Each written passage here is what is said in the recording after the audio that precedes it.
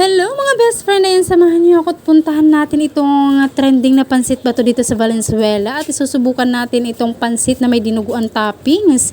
Dito nga kami pumasok sa looban dahil paglabas mga best friend, nandyan lang sila nakapwesto sa harapan ng SM Talipapa o Diva. Maaga na kami pumunta niyan pero ayan na yung pila, Diyos mio Marimar, medyo mahaba-haba na.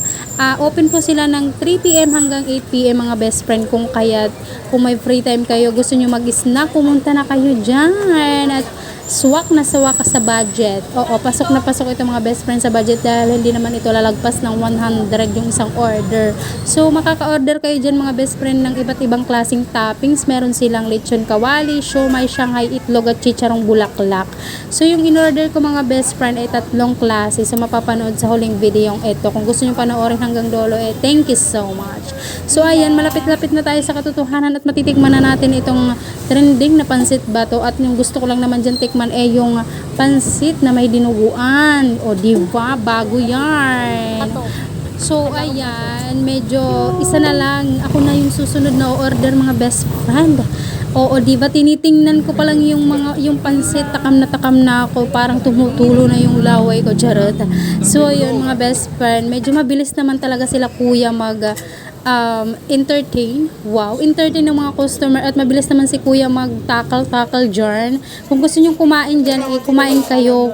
Pwede naman silang ng dine-in. So, kayong bahala kung saan kayo purpose mga best friend dahil wala pa silang available na mesa at upuan. So, kayong bahala kung baga maging Girl Scout kayo at saka Boy Scout. Oo, ganon. So, marami silang toppings. Ayan. O, diba? Init na init si ate at mainit talaga mga best friend dahil bagong luto na isi-serve sa inyo.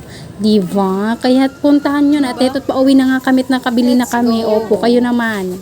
So, ito na yung binili namin. So, 3 ang in-order ko. Pansit with lechon kawali, tapos with dinuguan, tapos with egg. So, ito yung lechon kawali nila. Ito yung sabaw. Init. Ayan, oh. Ito yung dinuguan. Ito yung pansit. Tapos, ito yung egg. Haruy, yung init. Ito yung pansit nila. So, 3 in-order ko. Ayan, 3. Ang init niya sobra dahil talagang tinake out lang namin kasi walang pwesto doon para pagkainan niya. Nakita ko nyo naman sa video. Ayun, 3. So, ito yung mga toppings. Dinuguan, lechon kawali, at saka itlog. Dahil gusto niya ng itlog.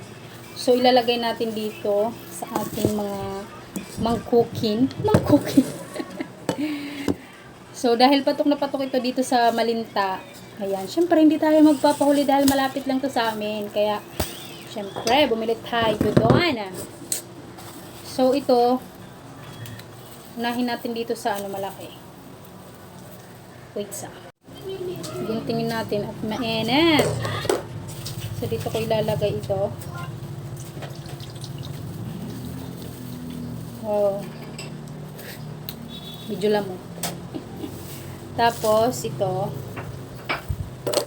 pansit nila. Titikman natin at i-judge natin bonggang-bongga kung masarap ba talaga siya. Ginit. Paabot ako tinidor, be.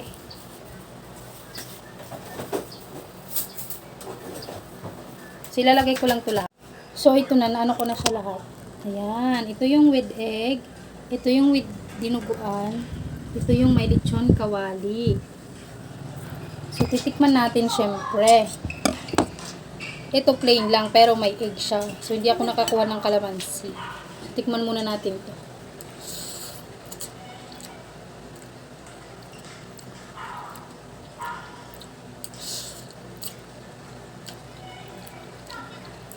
Ano naman yung lasa niya? Para siyang pansit Mickey. Tapos, syempre, ito muna yung ating picturean ko muna.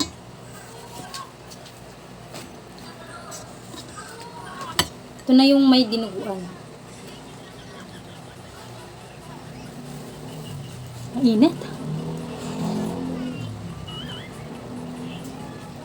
Sakto parehas ko. Paborito yung pansit at saka dinuguan. Ganun pa din naman. Pinaghalo lang yung dinuguan at saka yung pansit. So, okay naman yung lasa niya. So, dito naman tayo sa may sabaw. Kahit ang init dito. Perfect yung sabaw niya. Wala kang masabi sa sabaw. Sarap. Hindi masyadong maalat yung sabaw nila. Siyempre, titikman natin.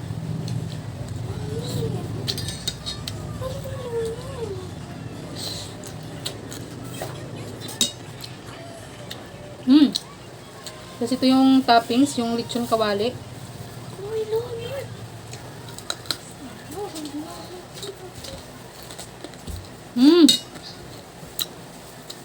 Sarap. Parang gusto ko ng kanin. So, kain lang kami. Perfect.